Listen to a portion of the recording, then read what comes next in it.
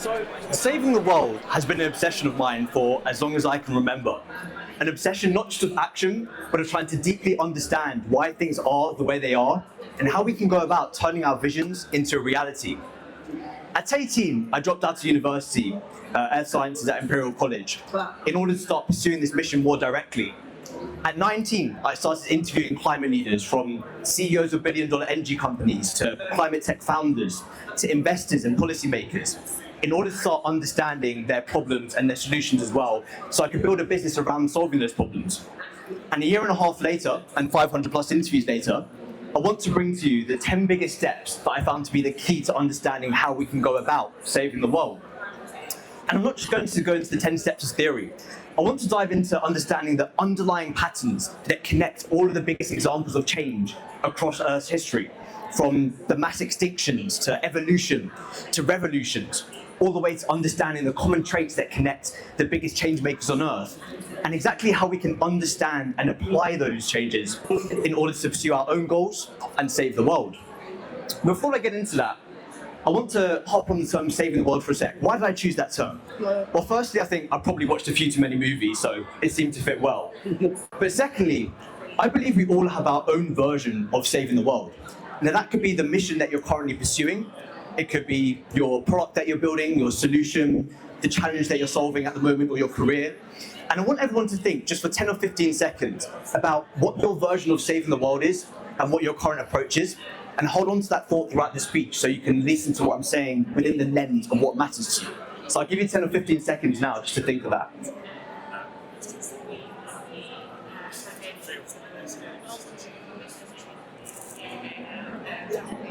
Now, yeah, hold on to that thought. So, as I mentioned, there's 10 key root causes that I found from those interviews. We're all here today because we're hearing about these problems like global warming, pollution, biodiversity loss, climate change, net zero.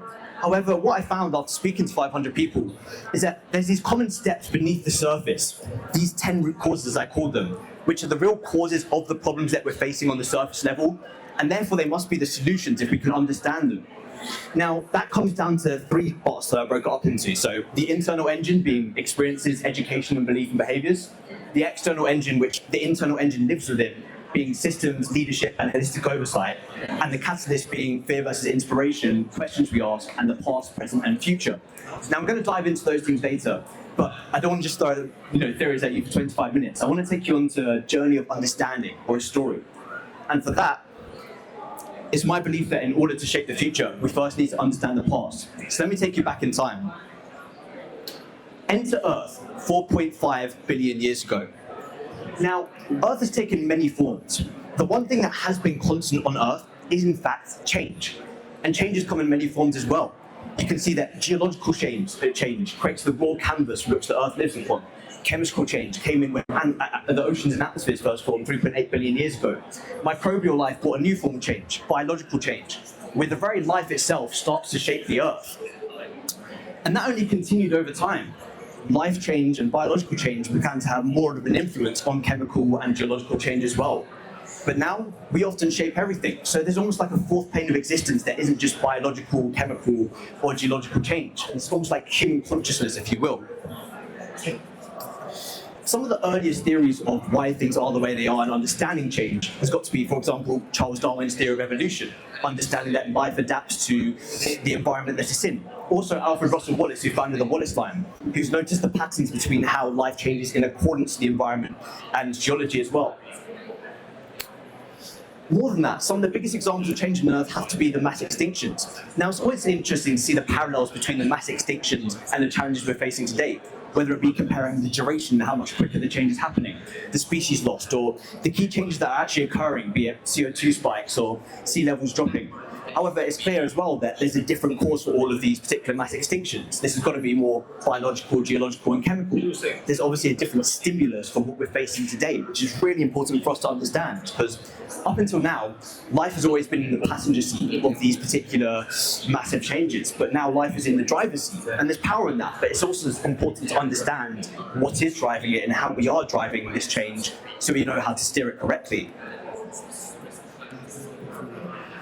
what I wanted to do is also condense the 4.5 billion years of Earth's history into a cosmic calendar, 365 days, just to give some perspective to this. So for example, 3.5 billion years ago, the first life would have occurred on the 20th of February.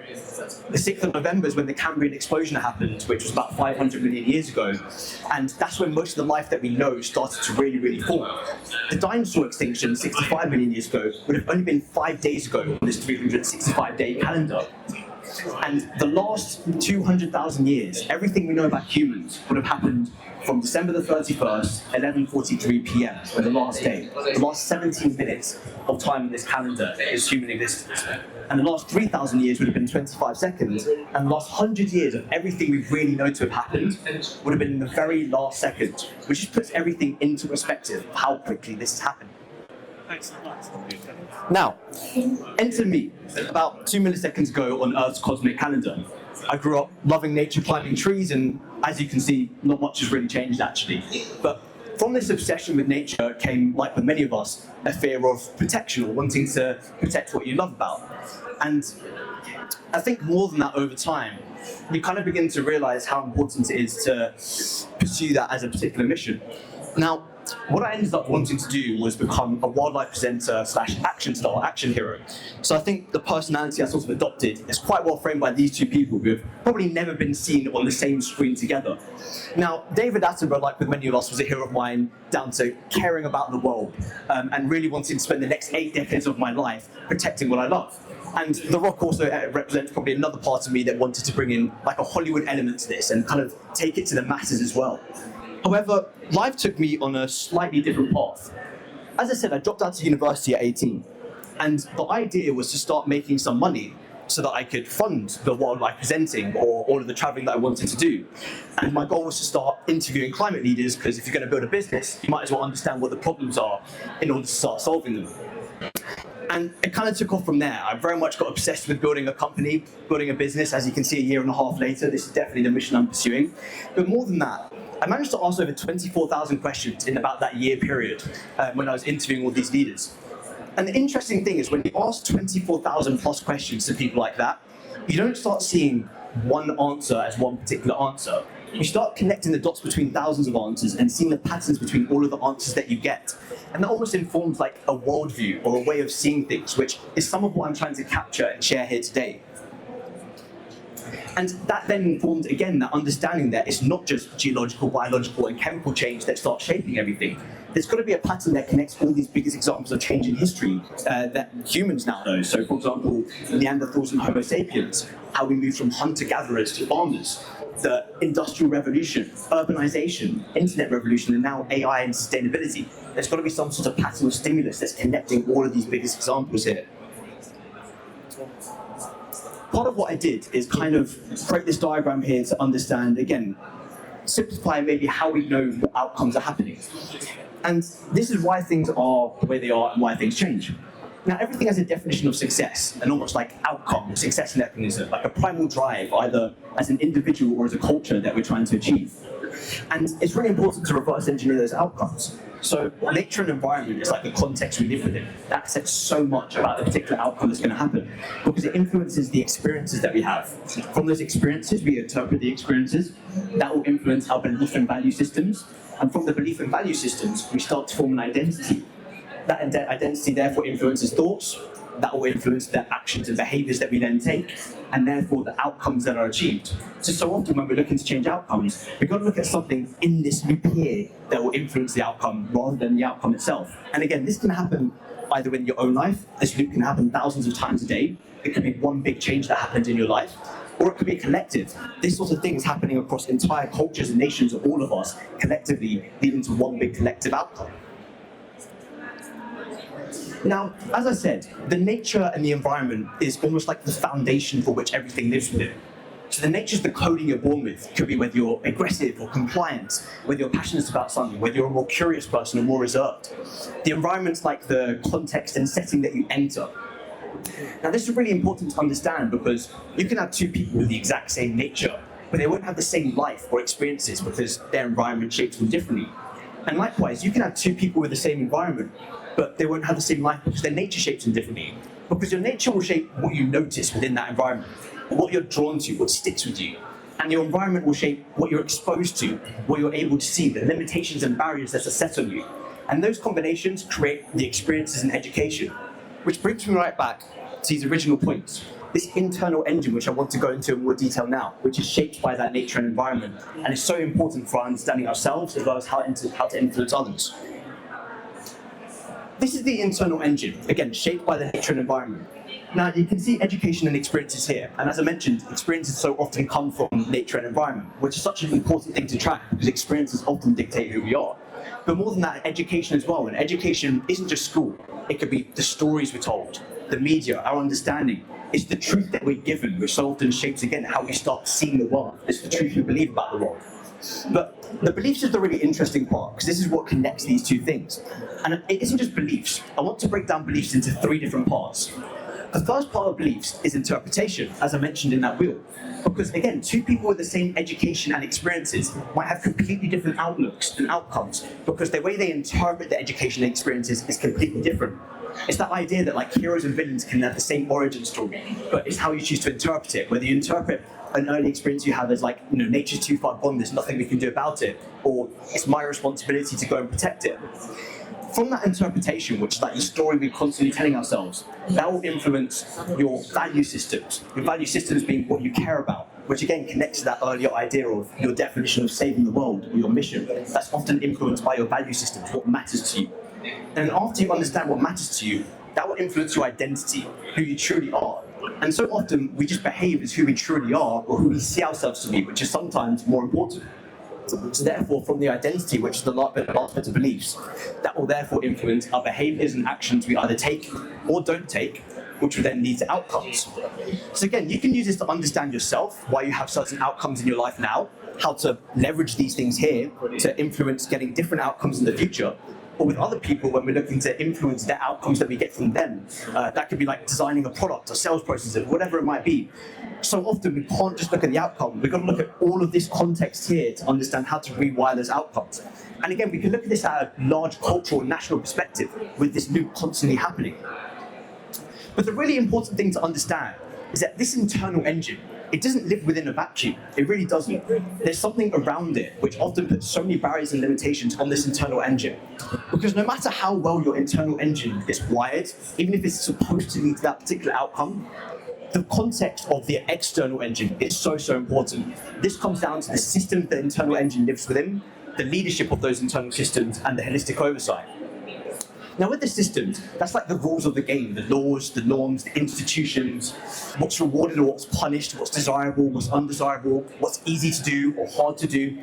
And so often again, even if our internal engine makes us believe one thing, or everyone wants to do one particular thing, that's how you get entire nations acting the way where they don't even want to act, and leading to a certain outcome they don't even want, because the system almost sets those limitations upon themselves. So often, even if we're looking to try and change the internal engine, it doesn't really matter unless we can understand how to change or create a new system that lives with it. Now with leadership, again, that's not just the big leaders we know, that's the energy source. It's understanding that if we start to change the system, it has to start with someone who sets the tone in a particular area, drives decision. Momentum is what comes from leadership. So if we're looking at a particular system that you're working in, it's how you can start creating that momentum within that system from leadership. But it's really also important to understanding why the systems are the way they are. And holistic oversight's the last thing, and probably one of the most important things that I got from interviewing so many people. Because holistic oversight allows us to understand how to connect all the dots. So often in our lives, we're just focused on our own piece of the puzzle, the part that we understand, what we're there doing day to day. However, if we're looking to really try and rewire the systems and not just one particular internal engine, we've got to understand how the pieces fit together and how by influencing one particular area, the rest of it then follows. And that's how you start to break down systems. Now, there's something I want to try here today, a little experiment that's going to try and bring this to life. Let's see how this goes. Everyone do a Mexican wave. What, sorry? That actually went a bit better than I thought. I was hoping that people wouldn't really do that. So what I'm trying to say is, let's do it like this now. Everyone, starting from Mike over there, everyone on this side, I want you to do a really enthusiastic Mexican wave when I count down 3, 2, 1, and then on go, do a Mexican wave. We're then going to follow with everyone going across right to the very end. Mum, you're last, finish strong, and see how this goes now, okay? Everyone know what they're doing? Yeah? Everyone ready? Great. 3, 2, 1, go! Yeah, that was better than the first one. Awesome. The parallel I'm trying to make here, albeit not perfect, is that so often it starts with understanding, okay, everyone's internal engine knew what to do at the start. You know how to do a Mexican wave.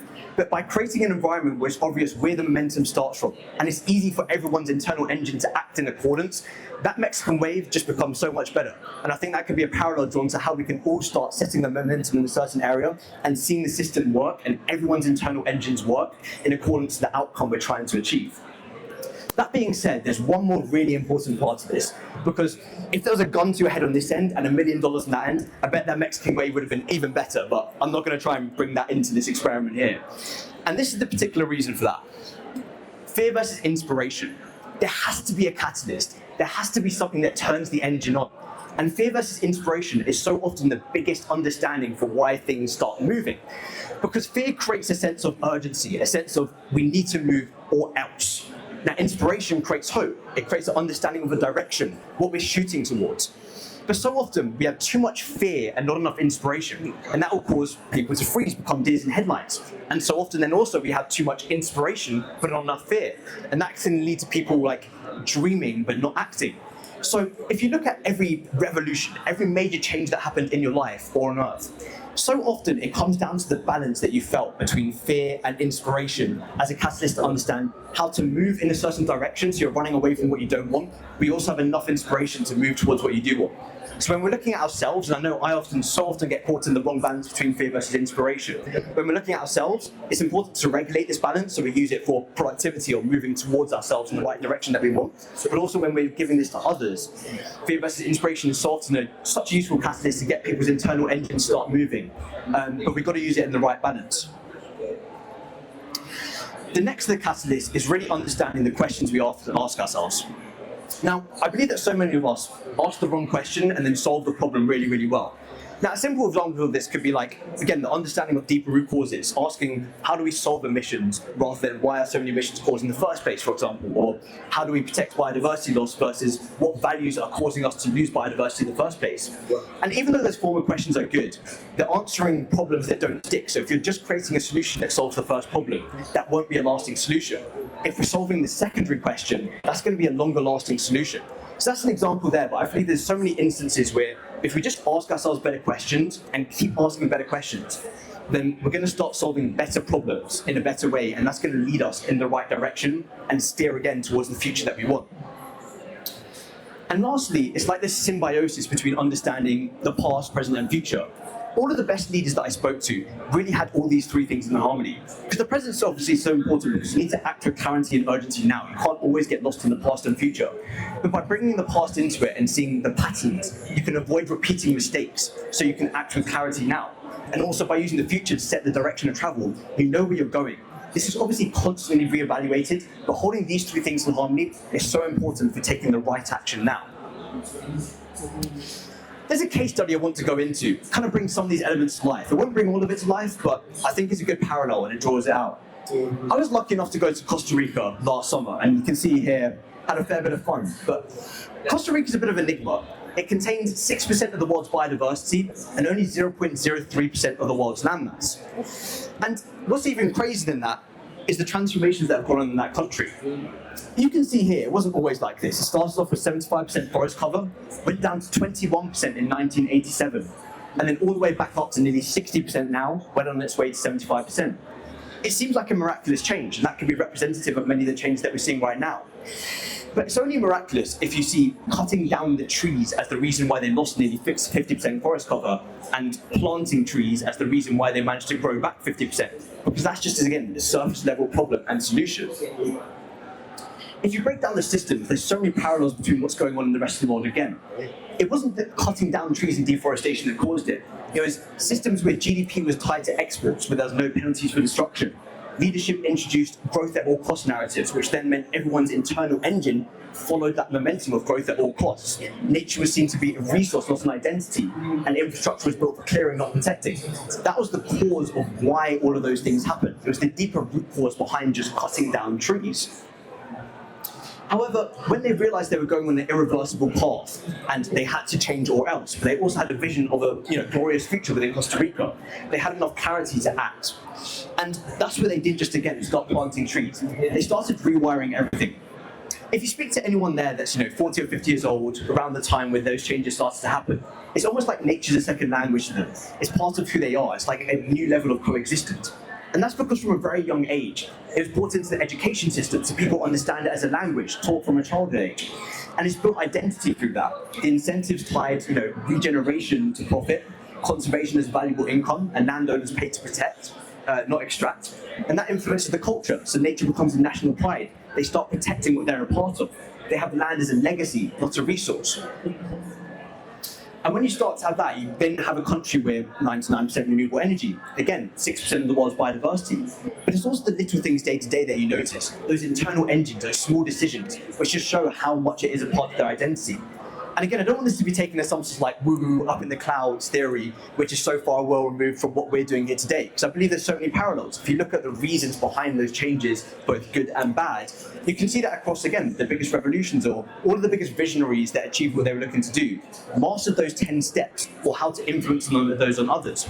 And even at Apexia, I know we started so long by trying to understand as many internal engines as possible. And over time, we got to the point where we're now influencing the external engines. We're now partnering with some of the biggest funds who have access to or deploy 11 figures plus to rewire their systems to allow them to deploy capital into the climate space at a speed and a scale with more success. So again, it's looking at a systemic level of thinking where if you do one thing, how does that influence everyone else's internal engines and the way the system's set up so that everyone can achieve success? So it's kind of a knock-on effect. And here's where I want to leave this, because again, everything I've shared here today, it's not an abstract theory. It's the beginning of a map or an ongoing understanding of why things are the way they are and exactly how we can start turning our visions into reality. Because the future's not written yet, it's not locked in, and it's not decided by what's most likely, it's decided by what we choose to do, again and again and again. And here's the crazy thing, in 100 years' time, there'll be 8 billion new lives on the planet, and that's not a statistic. It's 8 billion fresh slates, 8 billion chances to get it right from the start, to have a generation where sustainability isn't a policy, it's just a reflex, and where protecting nature isn't a job, it's normal, or taking action isn't driven by fear or guilt, it's driven by identity. To design products and shape systems where the right path becomes the easy one or the obvious one. And if you take one thing from this talk, let it be this. You don't need to have all the answers, but you do need to start asking better questions. And you don't need to change the world overnight, but you can start changing the story that you're a part of.